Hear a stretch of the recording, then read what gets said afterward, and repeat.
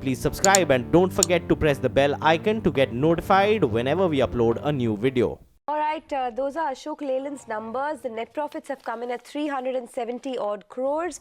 That is largely in line, slightly better than what the street was estimating. 370 crores compares to 346 crores, which was the poll. So that is more than a three-time bump up. The top line growth also 6250 crores. Remember, 6316 crores was the expectation. So it's not really much less than what the street was estimating. It's largely in line. 6250 crores compares to 4238 crores same time last year. So it's about a 50% bump up that we are seeing in the top line and a three-time jump in the bottom line. Most important number for Ashok Leyland will be the margin figure. This time around, remember, the absolute volumes. Okay, there you have it. The EBITDA number has come out. It stands at 647 odd crores. I think that's what the street really likes. 647 crores is much better than the street estimates. That's a 10.4% margin number. And that really is higher than the street estimates of 9.6%.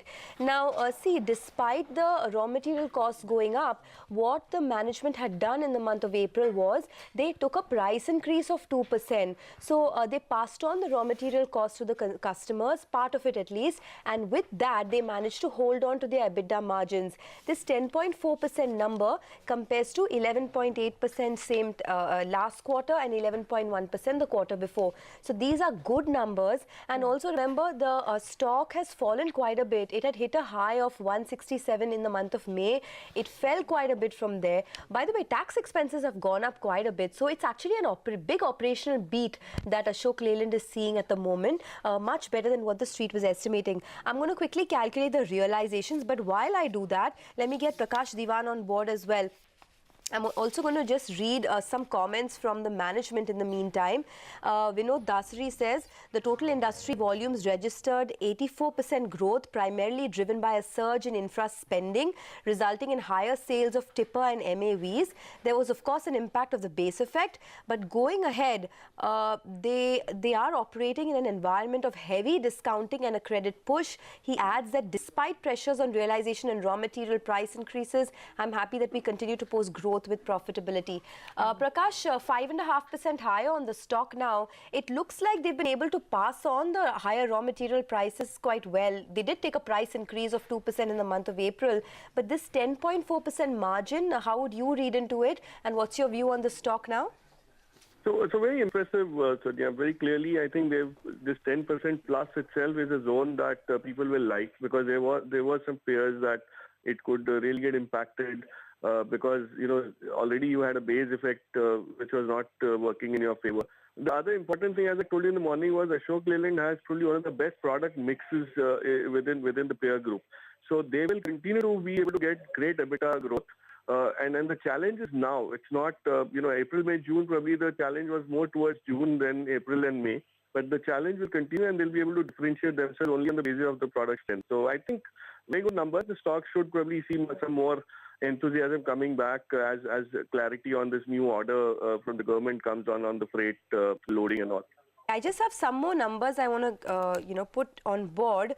The net realizations, as I calculated, stand at 14.83 lakh rupees a unit, which is bang in line with street estimates. Yes, it is lower than the 14.9 lakh that they saw last quarter, but this was on expected lines. Remember, the absolute figures, absolute volumes sold were also lower quarter on quarter, so that would translate into margins. But nevertheless, they've managed to hold on to margins despite cost pressures, despite higher discounting, and that says a lot really in this environment. Prakash, 14.83 lakh rupees per unit as the realizations, how would you read into that? And given the fact that the stock has fallen quite a bit from its highs, of around 170, you think at 130 it's still a good buy?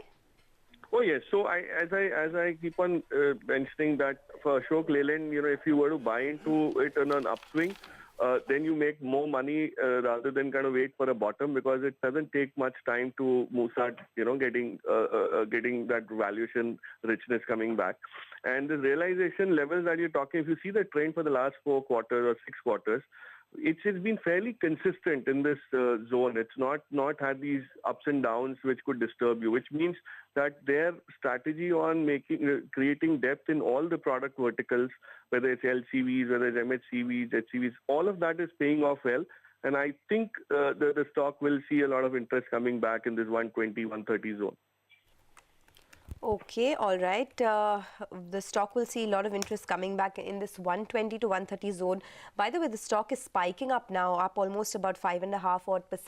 Also, you know, raw material costs as a percentage of sales. I'm just going to try and calculate that. In Q4, it was 71.9% as a percentage of sales. I guess given the way these numbers have shaped up, perhaps it has fallen this time, and I'm not too sure. But in any case, they had passed on the that's the realization figure, 14.83 lakhs. As I mentioned, that's largely in line with what the street was estimating, Nisha. But you have to take into account also the raw material, and while you calculate that, Prakash, another question. You said that the product mix is good and the valuations look good. What are the expectations of the stock being re-rated from here on, and what are the most important factors that you'll watch out for going forward? So I'll tell you, this confusion that has been created by this recent order is one of the reasons why we saw the stock coming off a bit yesterday. So it's just moving back or reclaiming its territory today. Now, based on these numbers and the commentary that we are yet to hear, my sense is if everything goes off well in terms of the BS6 convergence next year, and these new changes on load carrying capacities and allowances coincide with that, then you have a sales figure which is going to look dramatically very positive for FY19 onwards. So I think the stock will reclaim that old territory of 155, 160 very quickly, and then probably consolidate in that zone. But I don't see any downward pressure anymore than what we saw in the recent times, the sell-off that we saw. I think that's over and done with.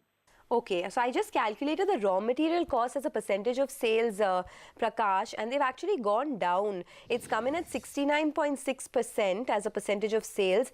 This compares to 71.9% last quarter and 71% in the quarter before. So not only have the raw material costs come down, but they've also been able to sort of pass it on, and they've managed to hold on to their realizations at 14.8. So it seems like on most parameters, you know, operationally, they've done pretty well. Do you think, given the new notifications that have come out with respect to the loading of trucks, etc., will they be able to continue passing on the price and the raw material costs? Because in April they took a price hike of 2%, but do you get a sense that they can continue to do that? I don't think so. It's not going to be very easy till the truck buyers start understanding what's in it for them in terms of these new notifications, whether they are positive or negative.